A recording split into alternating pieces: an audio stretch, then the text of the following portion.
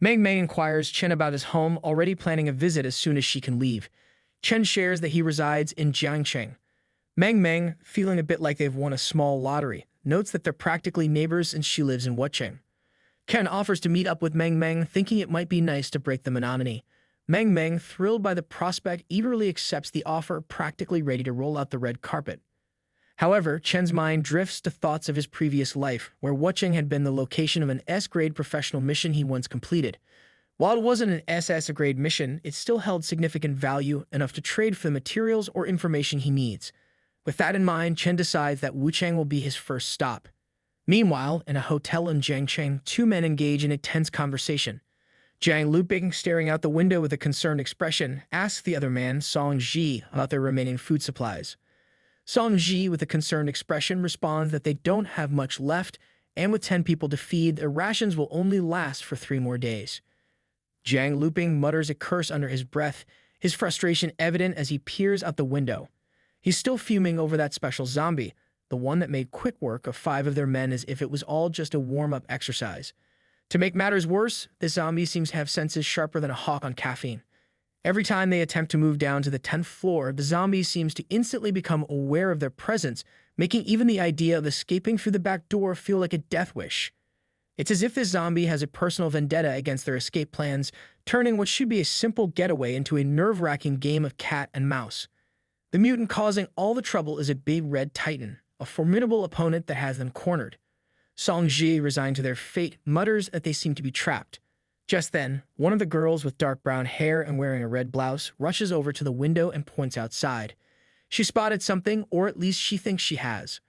Jiang Luping squints, trying to make out what she's pointing at. All he can see is a faint blur moving swiftly across the rooftops of the nearby buildings. Puzzled and uneasy, he wonders if this could be a new type of zombie.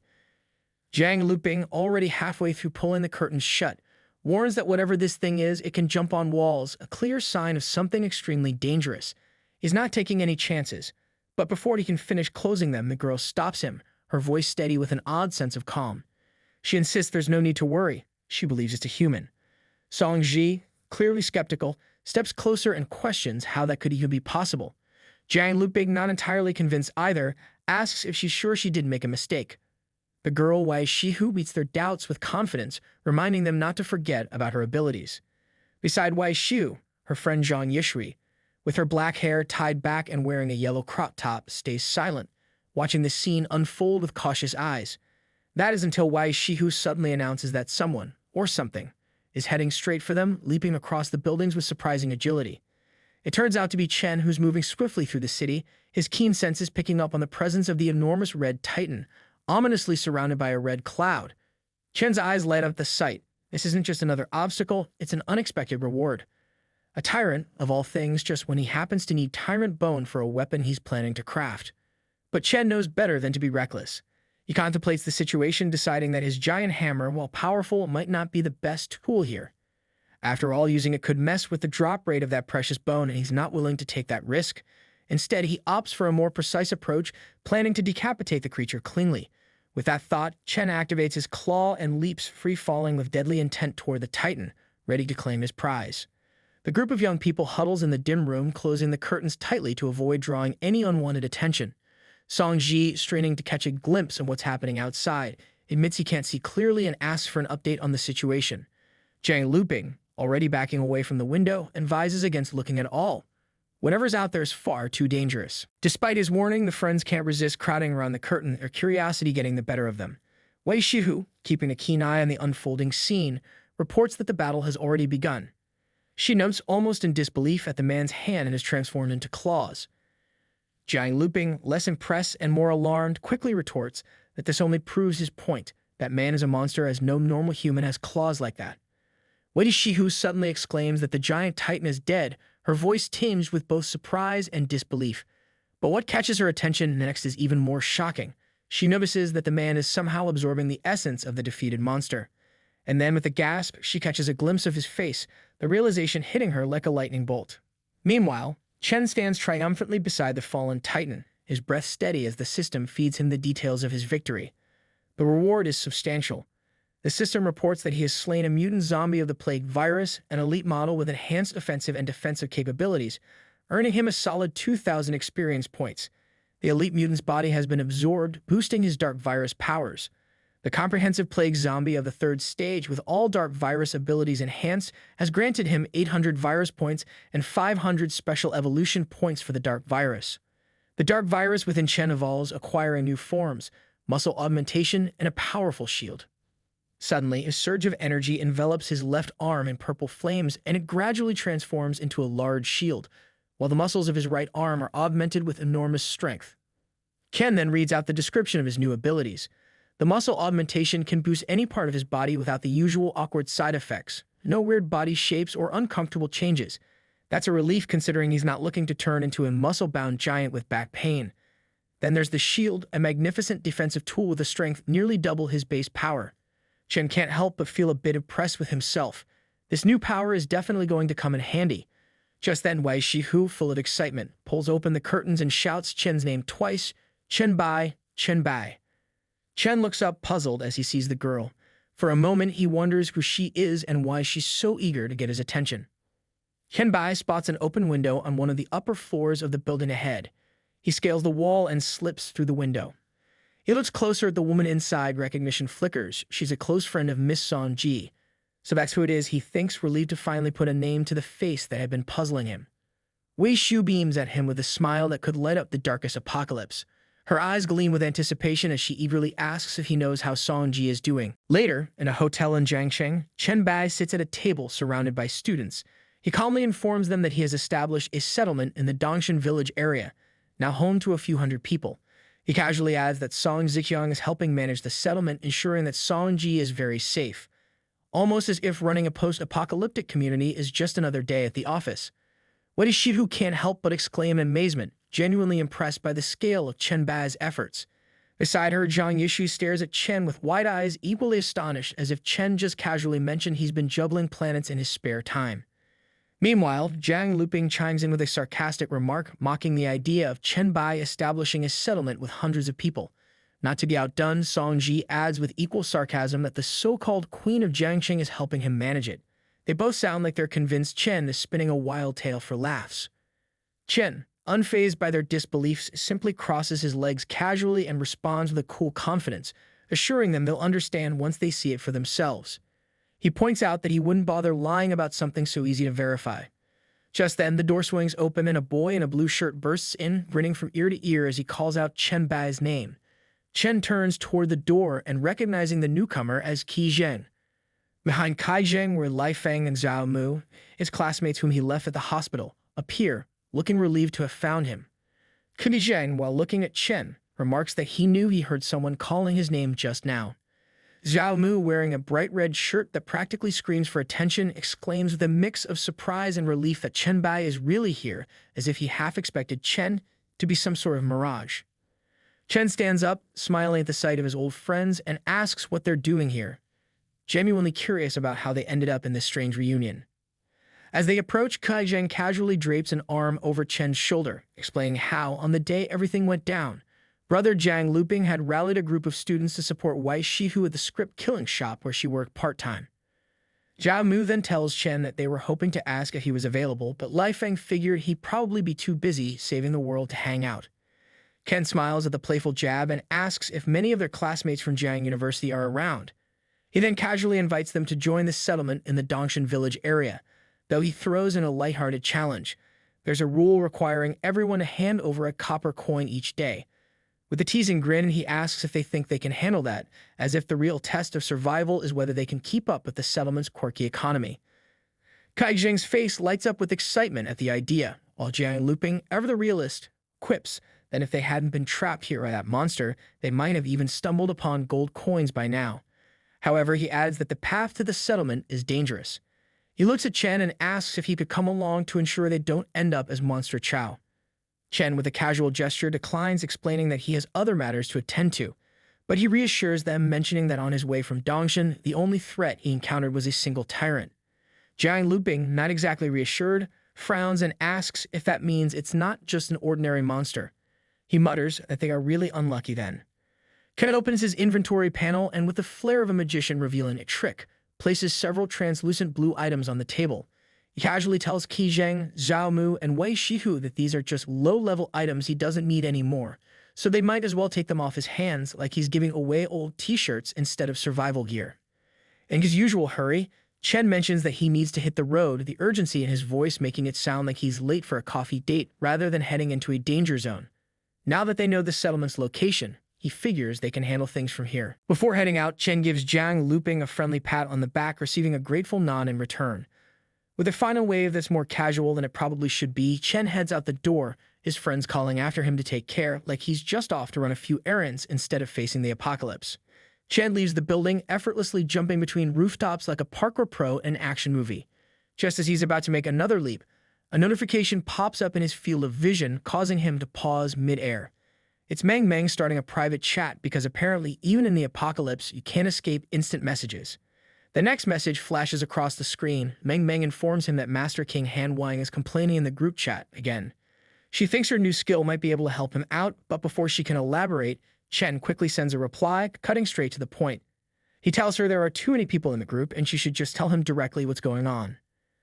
Chen wonders about King Han or perhaps Han Xiao, the name Meng Meng mentioned in passing. Meanwhile, back in the building, the students continue their conversation. Zhao Mu leans in closer to Jiang Luping, his excitement barely contained, suggesting they head to the settlement. The idea of a safe haven, filled with more evolved people, clearly appeals to him. Jiang Luping nods thoughtfully, recognizing the importance of such a place for their survival. However, he also knows they can't afford to rush into it. He points out that getting to Dongshan from Jiangcheng is almost like taking an inner-city road trip, except this one's filled with monsters and other hazards instead of traffic jams. They'll need to prepare well if they want to make it there in one piece.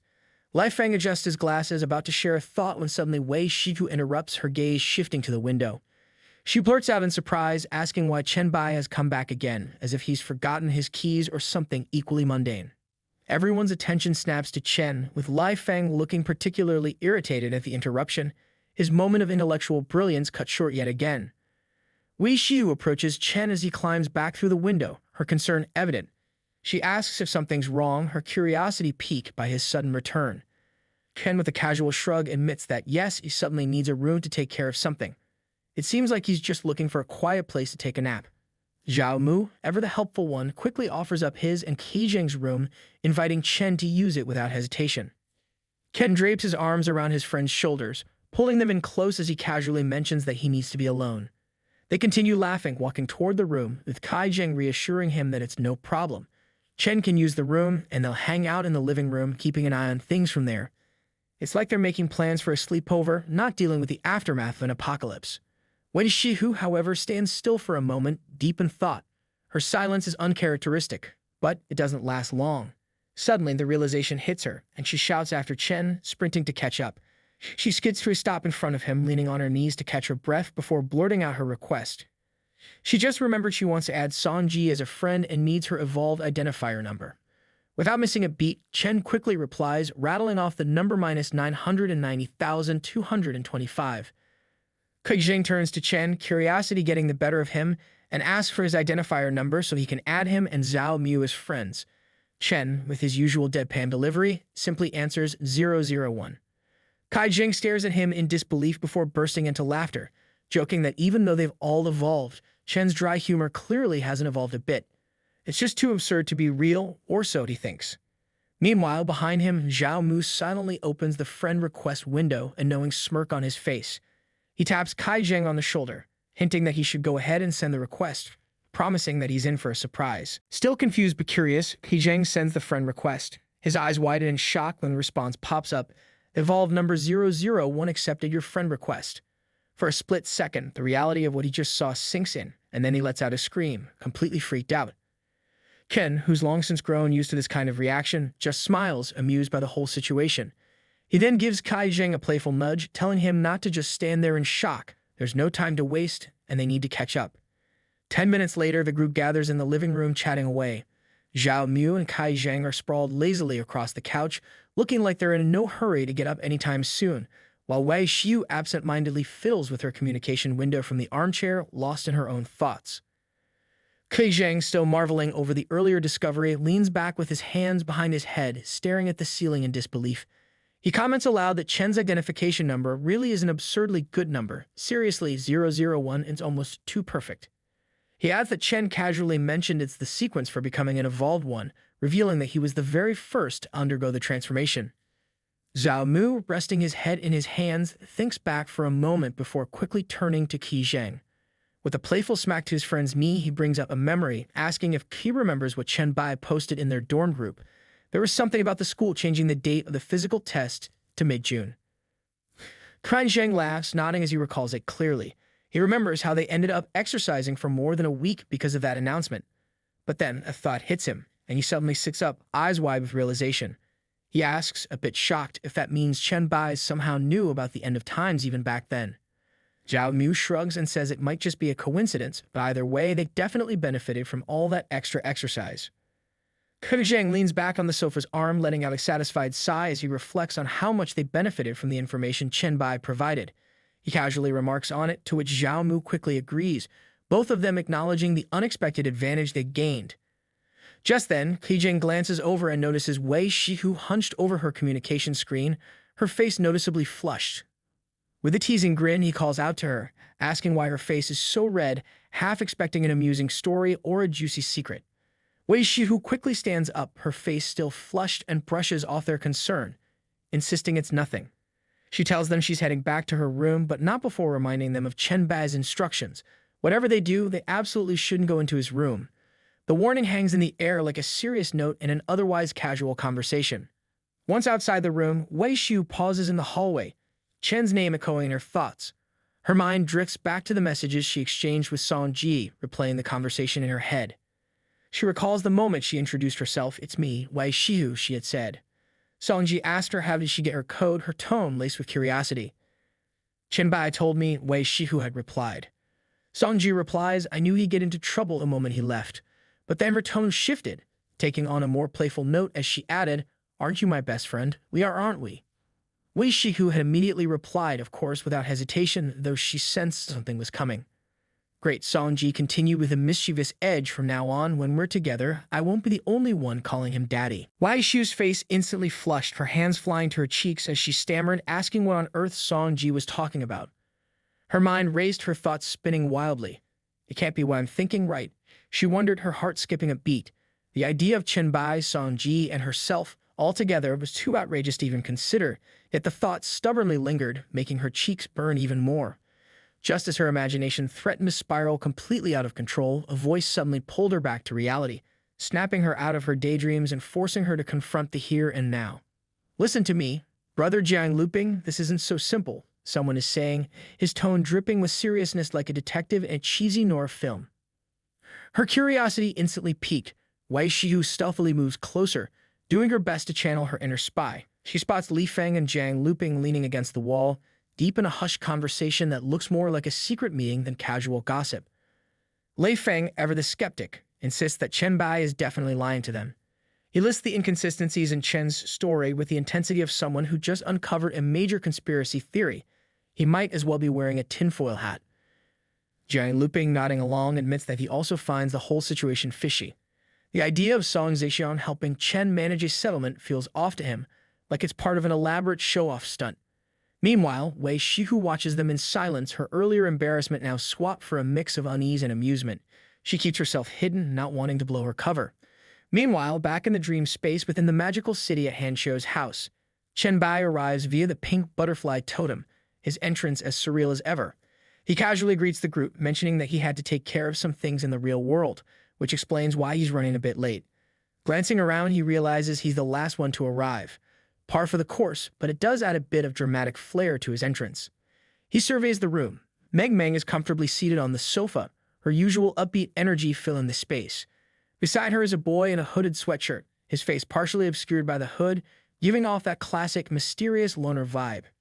Standing behind the sofa is another boy, this one in a green hood and sporting a gas mask that makes him look ready for either a toxic wasteland or an intense cosplay event.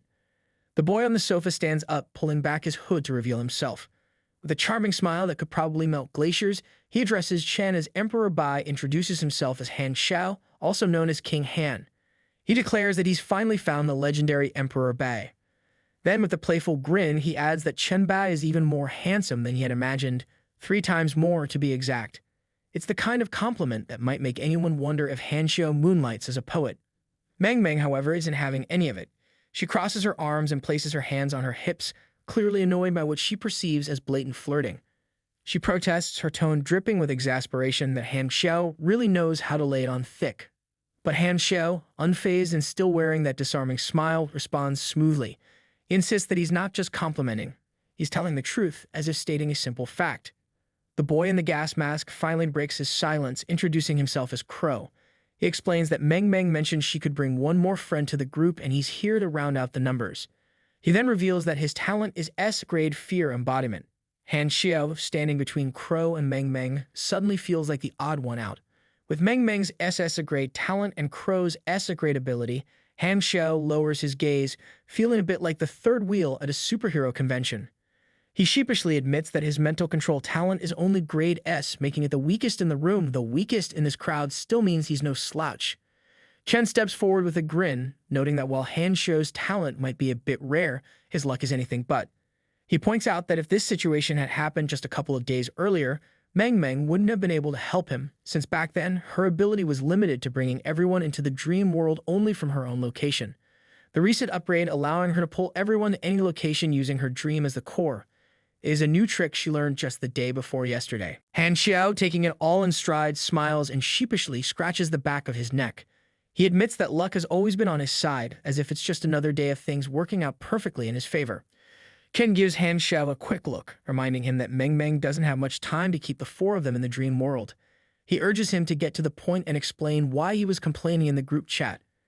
Han Xiao doesn't waste any time.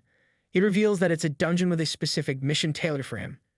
Promising to send a screenshot of the mission, he mentions that it's not nearby, so they'll have to talk while on the move. The mission description reads, Family Mystery. Exclusive mission grade S, it details how he found a medical record among his father's belongings from Red Star Psychiatric Hospital, bearing the name of an aunt he's never heard of. The record references a familial genetic disorder. Questions Squirrel. What is this genetic disorder? Why has his aunt never been mentioned? And more importantly, could his powerful mental talent be connected to this mysterious genetic condition? The Red Star Psychiatric Hospital seems to hold the key to unlocking these secrets. The group walks through the dream space, navigating its surreal landscape until they arrive at the specified location. Before them stands the entrance to Han Xiao's mission, a red portal pulsating with an ominous glow. It's unmistakable as the gateway to the Red Star Psychiatric Hospital. Han Xiao steps forward, his expression a mix of determination and unease. He explains that when he first discovered the hospital, it had already transformed into a dungeon. He ventured in once, but quickly realized he was out of his depth. The monsters within, ranging from level 5 to 12 on the nightmare difficulty scale, were far more than he could handle at the time. The experience was so harrowing that he had to retreat, vowing to evolve and return stronger. But abandoning the dungeon came with a price. After he left the cosmos, a mysterious force that seems to govern these strange occurrences informed him that his presence had been noticed. Worse yet, someone else might now be aware of the dungeon's existence and could potentially take everything from it. Chen simply raises his hand, cutting through the tension with a calm, I understand, which catches everyone off guard. The system immediately prompts him, asking if he wants to lead the team into the dungeon of the Red Star Psychiatric Hospital. He confidently responds with a yes, and a strong light begins to emanate from beneath his feet. The group is then instantly transported into the dream space, now deep inside the eerie dungeon. They find themselves in the magical city, but this time it's twisted into the unsettling environment of the Red Star Psychiatric Hospital. The atmosphere is thick with tension, and the air feels heavy with the weight of unseen dangers. From a distance, Crow spots something moving. He squints and points out a little monster lurking in the shadows. Meng Meng, usually so full of energy, hugs herself tightly as a shiver runs down her spine. She admits that she has a bad feeling about this place. Han Xiao reminds everyone that the monsters right at the beginning of this dungeon aren't to be underestimated. His warning is clear. They need to stay on their toes if they want to make it through this nightmare unscathed. Suddenly, a creature stumbles into view. A zombie woman dressed as a nurse, trembling with every step, awkwardly holding a syringe and groaning like she's got a bone to pick with gravity itself. This not-so-graceful figure is known as Monster Nurse. Crow strides forward, clearly unbothered by the nurse's lack of coordination. He gestures for everyone to stay back, determined to test this creature's strength. As if on cue, Monster Nurse hurls herself at Crow with the grace of a malfunctioning robot. But Crow is ready. He summons a massive scarecrow, radiating a green aura as he activates his signature move, Incorporation of Fear. The effect is instant. Monster Nurse freezes, her undead heart racing, eyes wide with terror as if she just remembered she left the oven on. Crow, not one to waste time, casually snaps his fingers and declares, "Fear mode, right explosion." And just like that, Monster Nurse drops as if she'd seen her worst nightmare, a patient without insurance. The system informs Chen that a team member has just taken down a Monster Nurse, and the experience points are promptly shared among the group. Mang, observing from a safe distance, notes that this scene resembles the defeat of a classic villain boss. Han Xiao, momentarily stunned, silently marvels at the sheer power of the ability used. Chen crosses his arms, clearly satisfied, and gives a nod of approval. Just then, a translucent blue skill card gracefully floats down. The card reads, "Sharp Screeching Thought Explosion, Level D Active." It describes an ability that unleashes a mental attack through a sharp scream, causing mental damage within a certain range. Of course, the catch is that the sound is likely to attract every nearby monster, like announcing an all-you-can-eat buffet for the undead. Crow picks up the card, holding it up for everyone to see, and remarks on their good fortune in getting a skill drop. Chen, ever the leader, quickly decides that since both Han Xiao and Mang have mental talents, they should determine who gets the skill. Han Xiao, with a casual shrug, steps back, indicating that he's not interested. He's more focused on gathering items for his exclusive mission, and besides, his talent already includes a similar ability. Mang, not one to miss an opportunity, approaches Crow with a grin. She takes the card from his hand, clearly pleased, and thanks him without a second thought. Just as she embraces the card, her hair starts to dance in the air, charged with a strong pink and purple aura. The energy around her intensifies, and the system chimes in, confirming that the skill Sharp Screeching Thought Explosion has been successfully learned. It's like watching someone unlock a new level in a game, complete with flashy effects and all. Chen approaches Mang and gently touches her arm, encouraging her to use the newly acquired skill. Mang flinches slightly, explaining that while the skill's damage range isn't impressive, the sound it produces is widespread and could attract monsters from even the farthest rooms. Chen, unfazed, reassures her that this is exactly what they need. Searching room by room is far too tedious. He assures her that everything will be fine. Mang, blushing slightly, agrees. She then levitates, gathering her energy, and releases a sharp scream that resonates through the air, followed by a powerful explosion of pink aura that spreads throughout the place. The sound does its job, pulling monsters from every corner like a dinner bell at a very chaotic banquet. Chen watches the approaching horde with satisfaction, noting that this monster-attracting effect is working even better than anticipated. Han Xiao, noticing the sheer number of monsters swarming the area, feels a wave of apprehension and remarks on the overwhelming presence.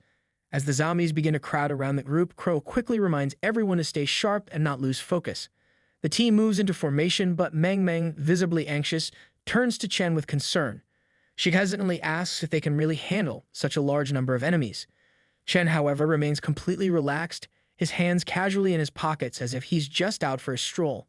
With a confident smile, he assures her that there's no problem at all. In fact, he sees this as the perfect chance to put his newly updated abilities to the test. To top it off, he casually scratches his neck and stretches, looking more like someone preparing for a light workout than a battle against a horde of zombies. Han Xiao raises his hands, causing daggers to levitate around him, each one enveloped in a fierce purple energy. With a smirk, he acknowledges the group leader's confidence and feels reassured. Ready for action, he flings the daggers at the undead with all the enthusiasm of someone playing a high-stakes carnival game. Every blade hits its mark, perfectly lodging into the zombies' foreheads like a grotesque version of Pin the Tail on the Donkey. Crow, not one to be outdone in the theatrics department, expands a dark aura from his feet, muttering the ominous words, "Source of Fear, Strangulation." As if on cue, black tentacles shoot out from the aura, snaking their way toward the zombies and wrapping around them like a particularly aggressive set of garden vines. It's all very horror movie chic. Then, just as things start to look manageable, the entire battlefield erupts in a massive explosion. Dust, fire, and zombie bits fly through the air like confetti at the world's most terrifying parade. It turns out that Mang, in a surprising twist, has conjured a bazooka out of thin air and used it to blast the zombies into oblivion. The group can't help but exclaim in shock, their eyes wide as they take in the aftermath of Mang's explosive handiwork. Mang, clearly pleased with herself, bites her tongue to stifle a grin and enthusiastically suggests they do it again, like she's just discovered the ultimate party trick. Han Xiao, still processing the fact that a bazooka just appeared out of thin air, turns to her with a mix of admiration and mild disbelief. He comments on the sheer power of her ability to create things in dreams, marveling at the possibilities. Half joking, he wonders aloud if Miss Meng Meng might one day be able to build a full-fledged Gundam. Crow chimes in with a confident definitely, as if it's only a matter of time before they're piloting giant robots. But as the excitement simmers down, Crow turns his gaze toward Chen, curiosity creeping in. He can't help but wonder why the group leader hasn't made a move yet. Meanwhile, Chen, always the calm and collected one, has already activated his claws and waits patiently, thinking that the energy has finally reached its limit. He can't help but mentally sigh about the cooldown on this skill. It's like waiting for water to boil. Charging it during battle feels like trying to run a marathon with shoelaces tied together. But now, with a grin that suggests he's ready to steal the show, he decides it's time to unleash. Chen plunges his fists into the ground, and with a subtle command, the earth beneath them shatters into countless jagged pieces.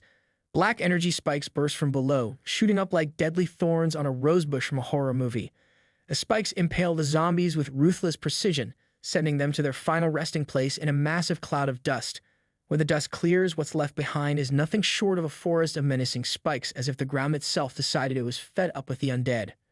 The group, now staring in stunned silence, can't quite believe what they'd just witnessed. Meng Meng, still wide-eyed, remarks on how incredibly powerful their master is, though she's clearly trying to wrap her head around the sheer scale of destruction. Crow, usually composed, is left stammering, trying to fathom how a single skill could wipe out an entire horde of zombies in one go. Han Xiao, never one to miss a dramatic moment, exclaims in awe, declaring this is the White Emperor Bai. Two more nurse creatures shuffle closer to Chen, their eerie movements catching Han Xiao's attention. Without hesitation, Han Xiao shouts and rushes forward, determined to take care of the last remnants of the horde. But just as he's about to spring into action, Chen calmly signals for him to stop, mentioning that these two are mini-boss nurses he intentionally left for later. With a casual wave of his left hand, Chen manipulates his energy, summoning tentacles that rise up and immobilize the nurse creatures mid-air like they're caught in an invisible net. Han Xiao, now frozen in his tracks, can only watch in stunned disbelief. He stutters in amazement, realizing that Chen has just captured them effortlessly. Crow, sensing his friend's shock, silently places a hand on Han Xiao's shoulder in a subtle attempt to console him, though it's clear he's just as impressed. At that moment, the system pings Chen with a new message. The black light swallowing ability has evolved. Chen now has the option to view fragments of the memories from the targets he's consumed, with a low probability of acquiring one of their mastered skills. Chen, with a determined expression, declares his intent to read and absorb the memories of the captured nurse creatures. He can't help but reflect on how long it's been since he last used this particular ability. The memory reading and absorption skill had been tucked away, almost forgotten, ever since he first acquired it before the apocalypse turned the world upside down. Chen places his hands on top of the two nurse creatures' heads, their hands shackled by black ties as if they're part of some eerie puppet show. Strangely, their once disturbing nurse uniforms have vanished, replaced by ordinary clothing, as if they'd just come from a casual day out. If that day included being undead, of course. Chen delves deeper into their memories, and the scene shifts, and suddenly he's witnessing something far more unsettling. He sees a woman crawling on the floor, clad only in her underwear, her body marked with strange inscriptions like someone's twisted idea of body art. The atmosphere becomes even more disturbing as he notices other women trapped on crosses, their bellies etched with similar inscriptions and barbed wire cruelly restraining them. The memories pulse with fear and confusion. One of the women, trembling on the floor, tries desperately to drag herself away, her voice filled with terror as she pleads for something, anything, to stay away. Her words are frantic, echoing Chen's mind as she stammers, "Please, stay away." In the midst of this nightmarish scene, a man in a blood-stained lab coat stands in the center of the room, smiling with a calmness that feels completely out of place. He addresses one of the nurse creatures by name, Nurse Kang, and tries to soothe her, telling her to calm down as if this whole horrific setup is just another day at the office. Just then, another scream of horror pierces through Chen's mind as he is thrust into yet another disturbing memory. The same man, now wearing glasses, appears again. He's calmly fixing a nurse's hair. He scolds her, frustrated that her mental strength is so weak, almost as if he's disappointed that she's not meeting some twisted standard. His voice drips with cold detachment as he laments that he was planning to offer her to the master, but now he deems her only fit to be the sacrifice for the following month. The memory shifts again, and Chen finds himself in a different scene. A red-haired nurse stands near a counter, turning to address another nurse. With a tone that tries to be comforting, she tells Nurse Guai not to be so sad, explaining that everyone is avoiding her because of what happened with Nurse Kang. Nurse Wan, a black-haired woman, responds with quiet resignation. She acknowledges that she too, like Nurse Kang, her words heavy with an unspoken sadness. The memory takes another dark turn, and Chen suddenly sees Nurse Kang, now tied to a hospital bed, struggling desperately against her restraints. She's in a state of pure panic, repeating the number 16 over and over again like a broken record stuck on a single haunting note. The significance of the number is lost in the chaos, but it's clear that whatever it means, it's driving her deeper into madness. Meanwhile, Nurse Wang lamented at the tragic fate of Nurse Kang. She reflects on how such a good and beautiful person could spiral into madness so suddenly. Chen, still holding Nurse Kang by the head, pieces together the fragments of memory with a sharp mind. The number 16 stirs something in his recollections.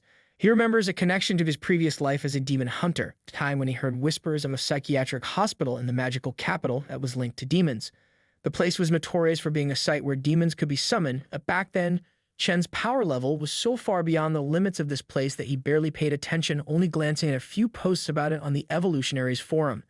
Now, though those faint memories take on new significance. After absorbing what he can from the nurse's memories, Chen releases them, their bodies going limp as the dark energy dissipates. Turning to the group, he addresses them with a calm authority, signaling that it's time to move on. He reminds them that their primary objective is to find clues for Hanshou's exclusive mission. However, he also cautions everyone to stay alert and stick together.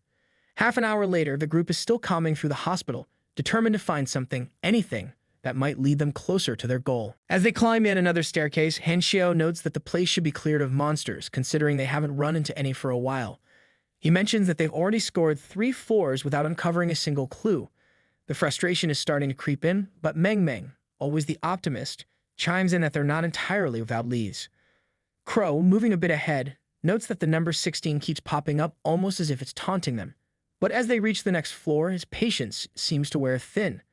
With a mix of annoyance and curiosity, Crow wonders out loud why the instance boss is still a no-show. He jokes that maybe the boss is quaking in fear, the thought of facing Emperor Bai, too scared to make an appearance.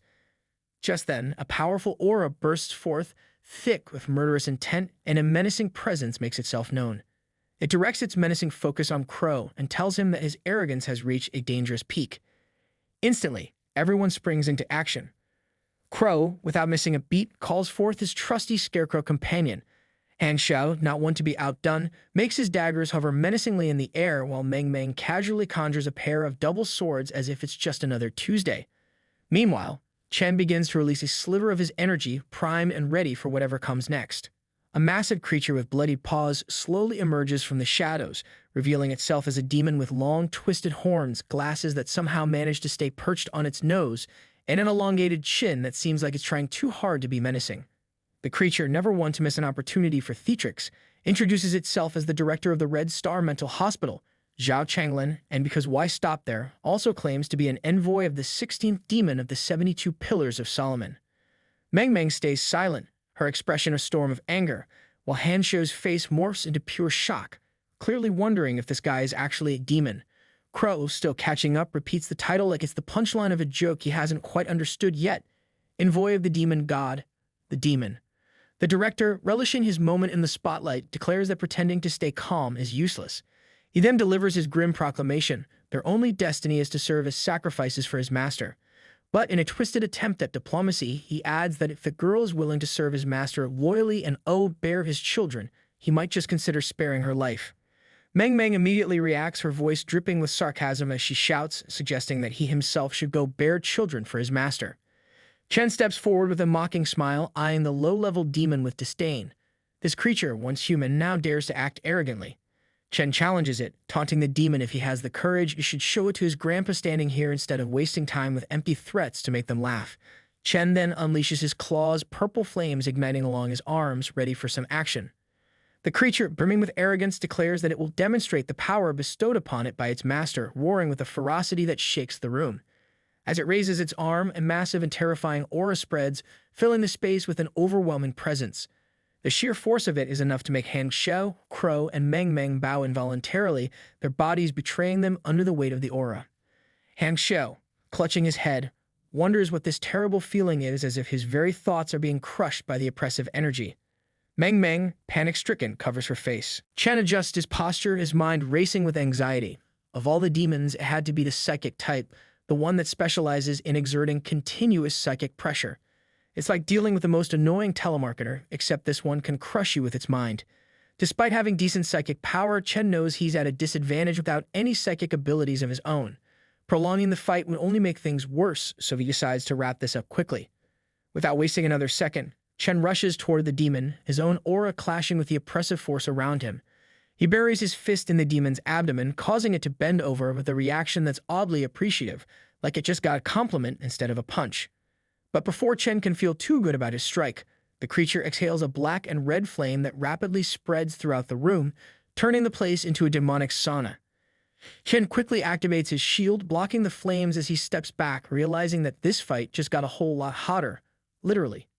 The demon, relishing its perceived advantage, taunts Chen, noting that while he might have some strength to endure, there's no way he'll break through the hellfire. If this drags on, the demon smugly declares Chen will collapse under the relentless psychic pressure. The demon, filled with hatred and fury, shouts that there's no way forward and no way back. It demands that Chen fight and scream in despair, urging him to entertain it with his suffering. It's like the demon is hosting its own twisted reality show, and it's waiting for the big dramatic breakdown. But then, out of nowhere, Han Xiao laughs, breaking the tension as he stands up and touches his temple. The psychic pressure that had been suffocating everyone suddenly vanishes, leaving the demon's plans deflated faster than a popped balloon. Crow, sensing the change, notes the disappearance of the pressure, while the blue energy radiates from Han Xiao, giving him an almost heroic glow. Meng, bewildered and a bit exasperated, asks Han Xiao why he didn't use this ability earlier. Han Xiao scratches his head, a shy smile spreading across his face. He admits somewhat sheepishly that he's not entirely sure what's going on, but it seems that by releasing a bit of his psychic power, he can resist the demon's pressure. It's like stumbling upon a cheat code in the middle of a boss fight, completely unplanned, but hey, who's complaining? Meanwhile, on the other side of the corridor, the demon director speaks up, revealing that it seems like Han Xiao is a descendant of the Han family, part of the master's bloodline. With a voice dripping with menace, it warns Han Xiao not to get too comfortable. Just because his bloodline is helping him resist the psychic pressure doesn't mean he's safe. The hellfire, after all, can still turn him to ashes. It's a classic villain move, reminding everyone that the situation is far from under control. But Han Xiao, now emboldened, steps forward with a mocking smile. He points out the irony, asking why the master's dog is trying to kill a descendant of the master's blood. He cheekily suggests that the demon might want to be careful, or the master could get pretty upset. Maybe even upset enough to take the demon out himself. The demon chuckles darkly, mocking Han Xiao, calling his family nothing more than traitors to the master. The demon adds with a twisted grin that killing him might even earn it a nice reward. With a dramatic flourish, the demon director declares that they will all turn to ashes in the hellfire. Leaning back, it begins to gather a menacing flame in its chest, preparing to unleash a devastating attack. Sensing the danger, Han Xiao and Crow rush forward, determined to stop the demon before it can finish. Crow, in a moment of urgency, shouts that they can't let the demon start the fire and urges others to interrupt it. But just as they're about to reach the demon, it suddenly sneezes. Crow halts mid-stride, confusion plastered on his face. He blurts out, asking if the old man has caught a cold, while Han Xiao, equally bewildered, stops in his tracks and wonders aloud if this is some new technique. Chen, standing with his hands on his hips and a satisfied smile, chimes in. He notes that it took a bit longer than expected for the effect to kick in. But it seems the demon's constitution isn't so bad, at least for a lower demon. The demon starts coughing uncontrollably, clearly taken aback and bewildered. Between fits of coughs, it demands to know what's happening. Chen strolls over with a calm demeanor and gets uncomfortably close to the demon. He casually explains that the skill causing this commotion is designed to make enemies sneeze continuously. However, he adds with a hint of satisfaction that he's recently given it an upgrade, suggesting that the demon's current predicament is just the tip of the iceberg. This skill is called the flu and lung infection, and according to the system description, it evolves from the basic flu skill to a more advanced lung infection. When unleashed on a target, the effect depends on the target's constitution, taking anywhere from 1 second to 10 minutes to hit the first phase. In this initial phase, all attributes of the target gradually decrease as they suffer from 3 to 5 random disease-related debuffs. To make things even more delightful, any attack spells become prone to the sneeze effect, meaning they might fail, slow down, or just not work at all. And if a target's constitution drops below half, they enter the second phase, setting the stage for even more fun. The demon, now in a state of utter frustration, begins to curse and cough, exclaiming that it's impossible to have gotten sick. It's as if it can't believe its own misfortune, like catching a cold was the worst thing that could happen to a demon. Meanwhile, the system displays the next part of the description. Second phase, all recovery abilities drop to less than 90%, concentration becomes difficult, and 5 to 10 random disease-related debuffs start appearing. The demon's breathing ability also begins to fail. Chen, watching with a smirk, continues walking behind the demon, who is now struggling to move, leaning against the walls for support. The demon mutters in disbelief, lamenting its fate and questioning how it, a higher-level life form, could be brought down by such an affliction. The system then displays the final part of the description. Third phase, loss of the ability to breathe. The demon collapses, trembling and writhing in agony as it struggles for air. Chen, observing the scene with a sickly satisfaction, remarks on the effectiveness of the skill. He notes that it turns out even demons need to breathe.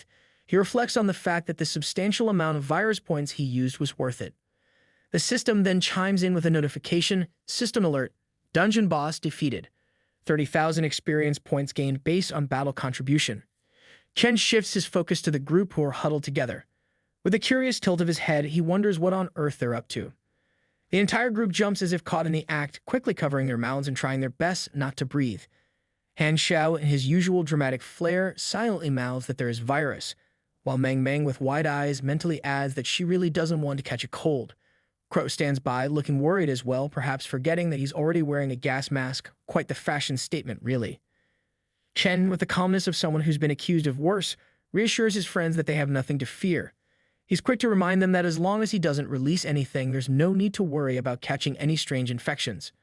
Relieved, everyone exhales in unison, and Crow, feeling particularly brave, or maybe just a bit sheepish, finally removes his mask.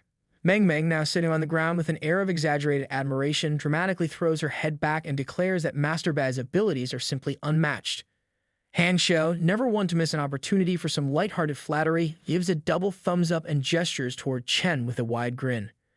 Chen, trying to keep his modesty intact, quickly waves off the praise. He points out that his skill is only effective against demons with weak physiques, adding with a hint of humor that there are still plenty of monsters out there who don't even need to breathe. Chen then turns to Han Xiao, mentioning that he's received the dungeon cleanup notice along with the notification to post a strategic video. He casually inquires about Han Xiao's progress on his task. Han Xiao, a bit perplexed, checks his notification window and is surprised to find that it's still not completed. Chen, ever the strategist, suggests that the mission hint must be hidden somewhere in the dungeon and urges Han Xiao to hurry up and find it. He then adds, almost as an afterthought, that he plans to release the dungeon cleanup video soon. With a mischievous glint in his eye, Chen asks if anyone wants to show their face and achieve instant fame. Crow, feeling the sudden pressure, promptly puts his mask back on and requests that their appearances be hidden in the video. Meng Meng also tells him to hide her face too. Han Xiao urges him to keep it down as well. He insists that they check out what the boss dropped first and then quickly help him locate the elusive mission clue. Not long after, a video was published with the grand title, The Emperor Bai takes team members Meng Meng, Han Xiao, and Crow to clear the Nightmare Dungeon. Red Star Psychiatric Hospital, levels 5 to 12. Quite the mouthful, but hey, marketing is everything. The dungeon strategy video, offered at the reasonable price of 5 copper coins, quickly gains attention. Song Zixiang and Luli are among the first to receive the notification, and they rush to watch it like it is the latest blockbuster. But it isn't just them. Soon, all the awakened ones on the internet are tuning in to witness the legendary feats of their ever-rising monarch, who seems to be racking up accomplishments faster than they could count. Fame has its perks, after all. Meanwhile, in Jiangcheng, within the confines of a certain hotel room on the 15th floor, the group of Chen's classmates is glued to the newly uploaded video. Zhang Yishri, eyes narrowing in recognition, remarks that despite the face being hidden, those claws are unmistakable. The figure of the White Emperor in the video is undoubtedly Chen Bai. Seated comfortably on the sofa, Wei Shifu turns to Jiang Luping and Li Feng with a sly grin, taunting them for their silence. She can't resist a jab, reminding them that they were just analyzing how Chen Bai might be a fraud. Song Ji, a bit flustered, chimes in, pointing out that wasn't Chen Bai just at the hotel.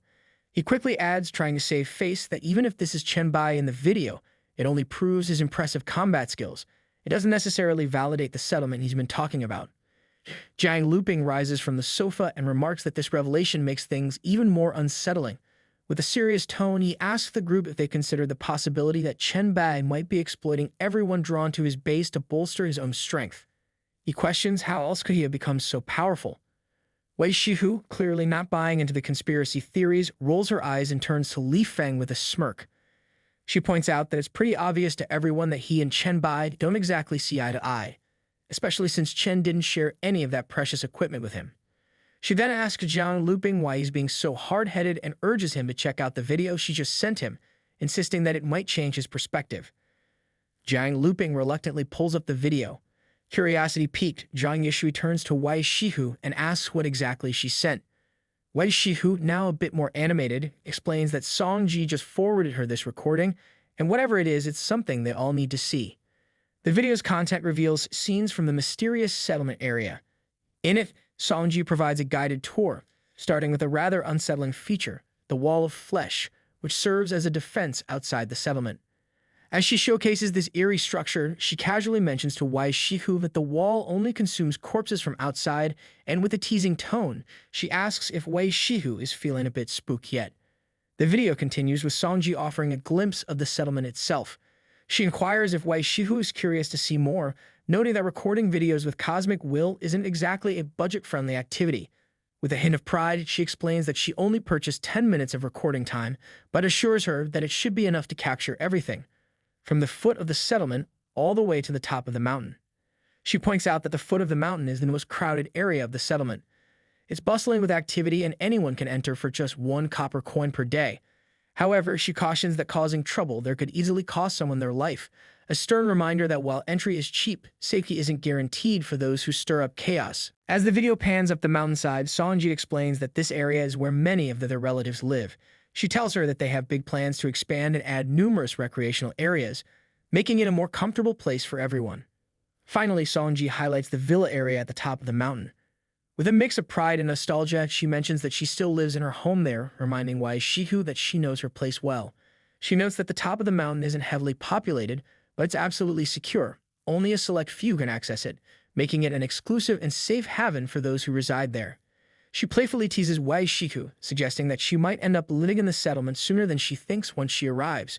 With a mischievous grin, she mentions that while Chen Bai hasn't made a move on Wei Shihu yet, it's only a matter of time before that big pervert takes an interest. However, she abruptly stops mid-sentence, her cheeks turning a shade of pink as she blushes.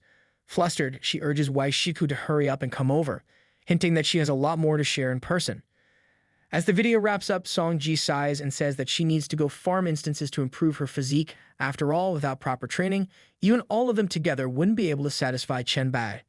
Back in the hotel room, Zhang Yishui murmurs the word together, her mind clearly spinning with the implications. She then turns to Wei Shihu, who has turned as red as a ripe apple, and with a teasing grin, asks if she's inquired with Song Ji about just how many women Chen Bai has. With her head still down, Wei Shihu mutters that Zhang Yishui is completely missing the point, adding under her breath that she really should have given that video a good scrub before sending it out to everyone. The embarrassment is almost tangible, and she wonders if she could just sink into the floor right about now. Song Ji notes that things aren't as bad as they seem. He hadn't anticipated Chen Bai being this strong and starts to suggest a few ideas for discussion. But before he can finish, Jiang Luping, with all the flair of someone delivering a dramatic line from a soap opera, cuts in. He looks at Wei Shihu and makes it clear that she absolutely cannot become one of Chen Bai's women. Wei Shihu, still flustered, argues back, questioning what Jiang Luping means by his bold statement. She insists that she never said she wanted to be Chen Bai's woman. Jiang Luping, undeterred, claims that Chen Bai is too flirtatious and has way too many women. Definitely not something Wei Shihu would like. Then, in what he probably thinks is a smooth move, he tries to position himself as the better option, claiming that he's different because he only has eyes for her. Wei Shihu, now on the brink of rolling those eyes right out of her head, tells him to stop and for the love of all that's holy, not to come any closer. She firmly reminds him that whether he wants one woman or a whole harem is none of her business. She's rejected him countless times before the apocalypse. Did he think a few zombies would change her mind? To drive the point home, she once again makes it crystal clear that she has no feelings for him and does not like him. Meanwhile, in the dream space of Magic City, within the eerie confines of the Red Star Psychiatric Hospital instance on the 4th floor, Chen stands victorious, holding the severed head of the director demon he just killed with his flu virus. The gruesome trophy still drips with dark energy as Chen surveys his work, a slight smirk playing on his lips. Just then, a notification pops up in his field of vision, delivering some unexpected news. It informs him that this particular organism contains special bloodline factors, and he now faces a choice. He can either continue devouring the demon's essence or expel it. However, there's a catch. Absorbing these bloodline factors will have an impact on the blacklight virus within him as well as on himself. Chen decides to go for it and begins absorbing the bloodline factors, murmuring something about how even demons reward their minions with interesting perks. As he focuses on the process, several notification windows start popping up in rapid succession, each bringing more intriguing news. First, he learns that he's devoured a special species, earning himself a hefty 500 blacklight virus exclusive evolution points. Not bad for a day's work. But the notifications don't stop there. Next, he finds out that he's triggered the acquisition of the target's skill, gaining the Hellfire skill rated as Class A. Now that's something to write home about, or, at the very least, something to show off in the next battle. As the process completes, the bloodline factors are expelled and transformed into an item that suddenly materializes in his hand. He looks down to find a test tube containing a swirling dark liquid, blood, rich with the essence of the demon's lineage. He reads the description: Devil's Bloodline Essence, Class A item, Potion Type, a coagulation of the Devil's Bloodline. Can be devoured to gain a weak Devil's Bloodline. Usage requirements: mental power above 20, physique above 20. Grabbing the test tube in his hand, Chen examines it curiously, wondering if this is really the bloodline factor he just expelled. He reflects on how he expected it to simply vanish into thin air, but instead, it materialized into a tangible item.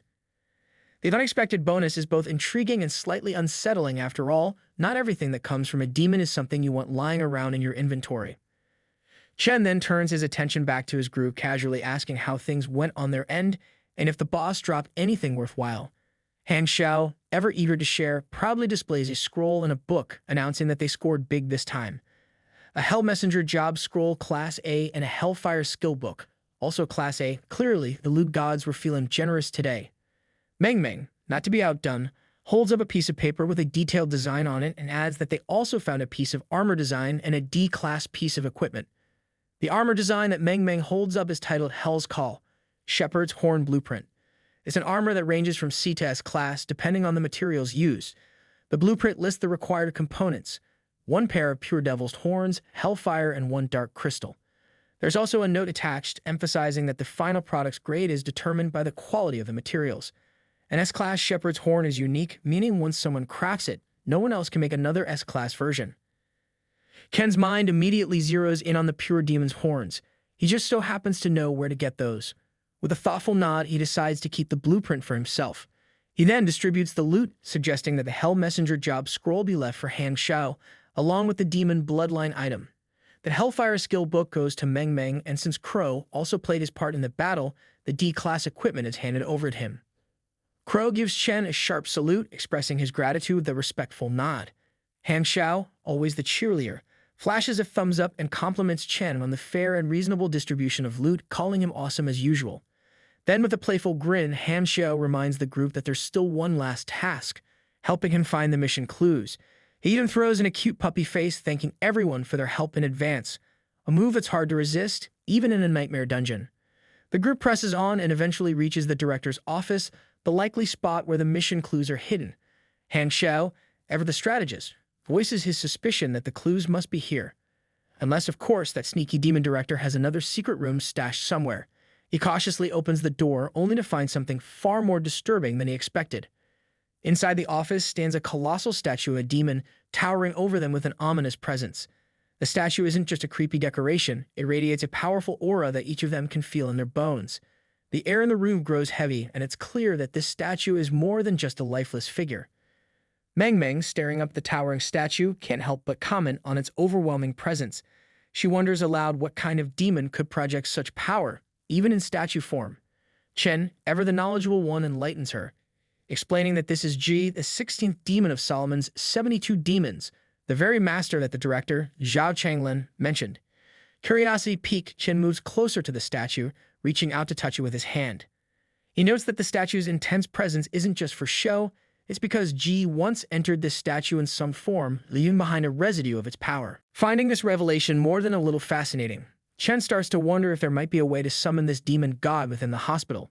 It is revealed that around 100 years ago, a woman from the Han family fell in love with the Ji Pei on the Blue Star.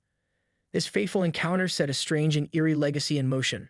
Ever since that time, every generation of the Han family has given birth to a pair of twins, a boy and a girl. As the years pass, a disturbing tradition took root. Once the girls reached adulthood, they would be brought to this place where they would remain forever, destined to become Ji-pei's brides.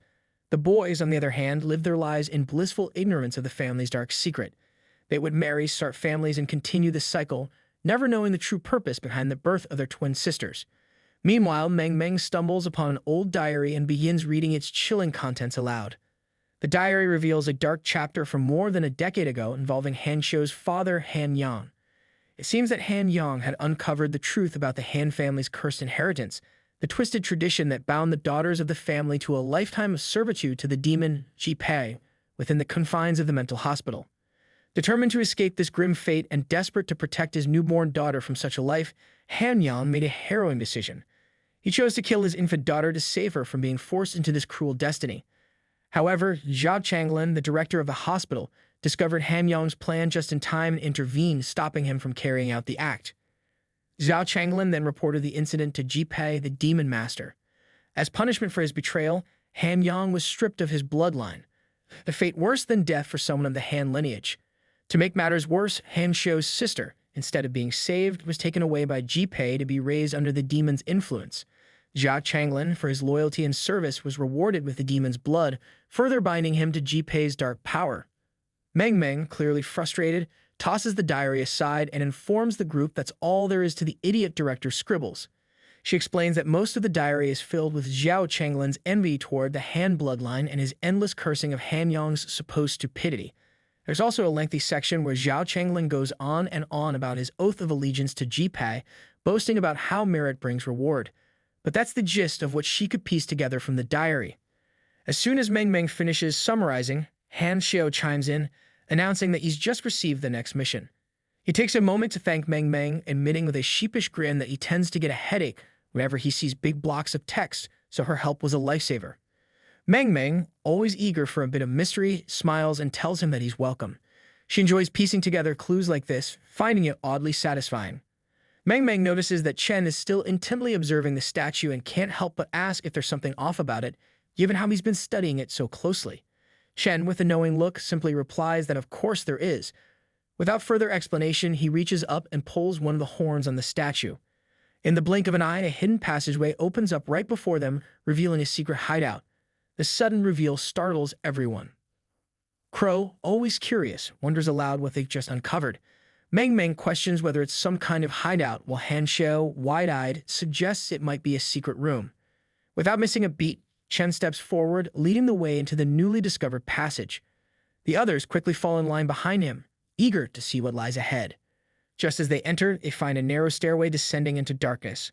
I hope that you liked today's video, and if you did, hit that like button as today's like goal is 1,500 likes.